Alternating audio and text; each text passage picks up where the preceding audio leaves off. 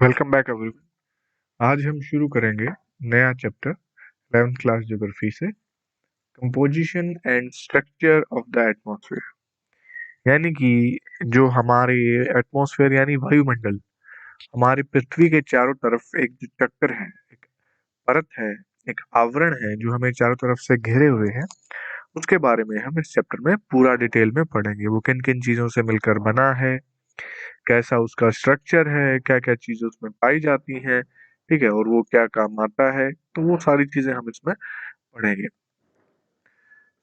पहले तो हम देखते हैं कि भी जो हमारा ये एटमॉस्फेयर है इसकी इम्पोर्टेंस है क्या। ठीक है, हमारे इस एटमॉस्फेयर की इम्पोर्टेंस क्या है। Air is essential to the survival of all organisms.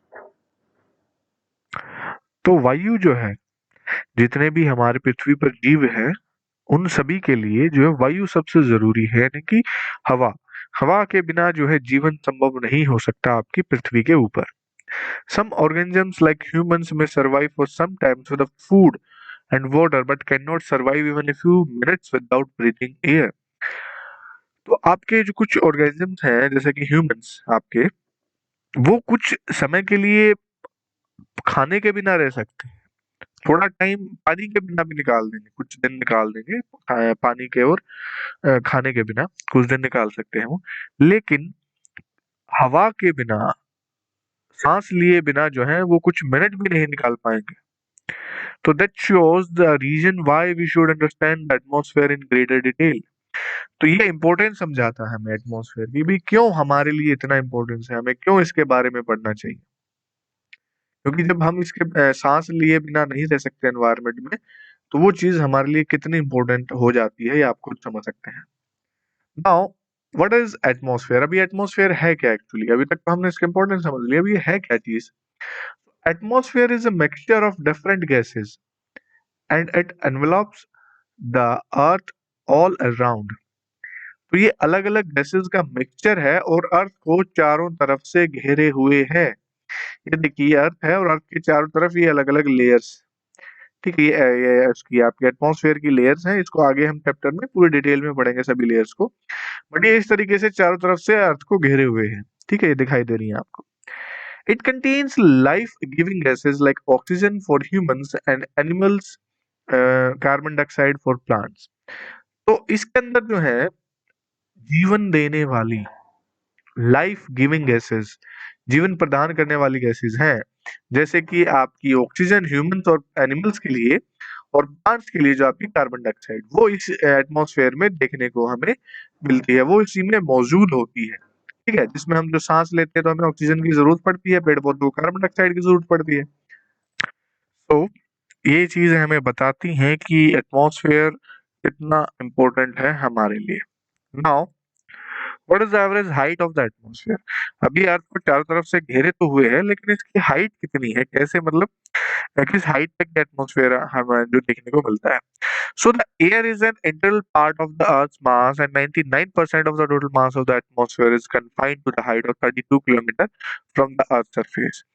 Air जो है आपकी वो अर्थ मास का जो उससे चिपका हुआ उसका भाग है, उसका एक रूप है। और लगभग 99% जो आपकी हवा है वो हमें कहाँ, 32 किलोमीटर, ये अर्थ सरफेस है, यहाँ से 32 किलोमीटर की हाइट तक, लगभग यहाँ तक 99% जो आपका एटमॉस्फेयर देखने को मिलता है। मोस्टली जो इसके एटमॉस्फेयर के फीचर्स होते हैं वो इसी हाइट पर देखने को हमें मिलते हैं। उसके ऊपर भी होता है, लेकिन मोस्टली इस हाइट तक होता है, नीचे तक। ठीक है, and air is colourless and odourless and can be felt only when it blows as wind. तो हवा जो है उसका कोई कलर नहीं होता, उसकी कोई सुगंध नहीं होती, वो इसके बिना होती है, और उसको हम तभी फील कर सकते हैं जब वो ब्लो करती है, फ्लो करती है एज अ विंड के रूप में, पवन के रूप में जब वो चलती है, तभी हम उसको फील कर पाते हैं। ठीक है, जैसे एक बंद कमरे के अंदर भी आप जो है दिखते हैं कि हवा तो वहां पर भी है, लेकिन जब तक वो चलकर आपको फील नहीं होती, हवा का झोंका नहीं लगता है, तब तक आप फील नहीं होता है कि हवा पवन वहां पर है।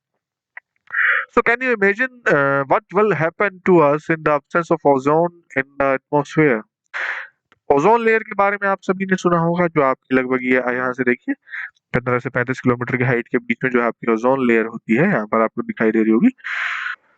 ओजोन लेयर, हाँ, ये भी एटमॉस्फेयर का एक हिस्सा है जो हमें पैरामैग्नी किरणों से जो हार्मफुल रेडिएट जो किरणें होती हैं आपकी, जो सन की तरफ से आती हैं, उनको रोकती है। और अगर ये ओजोन लेयर अर्थ के ऊपर ना हो, इस एटमॉस्फेयर में ना हो, then in the absence of ozone life is not possible on the surface. तो इसके बिना पृथ्वी के ऊपर जीवन संभव नहीं हो पाएगा। ठीक है, क्योंकि ये उन हार्मफुल रेडिएशंस को रोकती है, और अगर ये नहीं रहेगी तो वो हम नहीं रोक पाएंगे, और वो हमारे लिए खतरनाक साबित हो जाती है और जीवन नहीं संभव हो पाएगा। ओके, तो कंपोजिशन ऑफ द एटमॉस्फेयर है कि भाई एटमॉस्फेयर जो है is composed of gases, water vapours and dust particles. Atmosphere जो है आपका तीन चीजों से मिलकर बना है। कौन कौन सी? गैस, जो अभी हमने देखा कि इसके अंदर गैसेस होती हैं, जो ह्यूमन के लिए, प्लांट्स के लिए, और भी बहुत सी गैसेस होती हैं। वाटर वेपर भी होता है इसके अंदर, डस्ट पार्टिकल्स भी होते हैं। Okay, the proportion of gases changes in the higher layers of the atmosphere in such a way that oxygen will be almost in negligible quantity at the height of 120 kilometre. Oxygen जो होगी ना आपकी, oxygen की या gases की बात करें हम, तो गैसेस अगर मान लें हम नीचे वाले लेवल से ऊपर वाले लेयर तक जाते हैं, तो जो ऑक्सीजन का जो आपका या और गैसेस का, मेनली ऑक्सीजन की बात करें, तो इस तरीके से अमाउंट होता है कि 120 किलोमीटर की हाइट पर अगर हम पहुंच जाते हैं, तो वहां पर ऑक्सीजन तो बिल्कुल ना के बराबर होगी। ठीक है, अराउंड है। तो वहां पर तो ऑक्सीजन आपकी बहुत रेयर देखने को मिलेगी, और बाकी गैसेस का भी ये हाल होता है। मतलब नीचे वो सरफेस के पास ज्यादा है गैसेस का अमाउंट, लेकिन जितना ऊपर बढ़ते जाते हैं वो अमाउंट कम होता चला जाता है। ठीक है। Similarly carbon dioxide and water vapours are found only up to 90 kilometre from the surface of the earth. उसी तरीके से कार्बन डाइऑक्साइड हो या वाटर वेपर्स हो आपके, वो भी लगभग 90 किलोमीटर तक दिखने को मिलते हैं। उसके ऊपर वो भी नहीं पाए जाते हैं, क्योंकि ये आपके अर्थ से ग्रेविटी से चिपके हुए होते हैं, ऊपर नहीं पहुंच पाते हैं ज्यादा। ठीक है, वैसे ही डस्ट पार्टिकल्स भी आपके कुछ एक लिमिटेड हाइट तक होंगे, उसके ऊपर वो भी नहीं देखने को मिलेंगे हमें। ठीक है। So this is all about composition of the atmosphere, या एटमॉस्फेयर होता क्या है। अब नेक्स्ट वीडियो के अंदर जो है हम क्या पढ़ेंगे, आप इन्हीं इसी के जो फीचर्स हैं, गैसेस, डस्ट पार्टिकल्स और वाटर वेपर्स, इनके बारे में पढ़ेंगे पूरा डिटेल में। और उससे आगे जो है आपका जो इसकी अलग अलग एटमॉस्फेयर की ये लेयर्स हैं, उन लेयर्स के बारे में पूरा डिटेल में पढ़ेंगे हम। So that's all for the today. Thank you so much everyone. Thank you.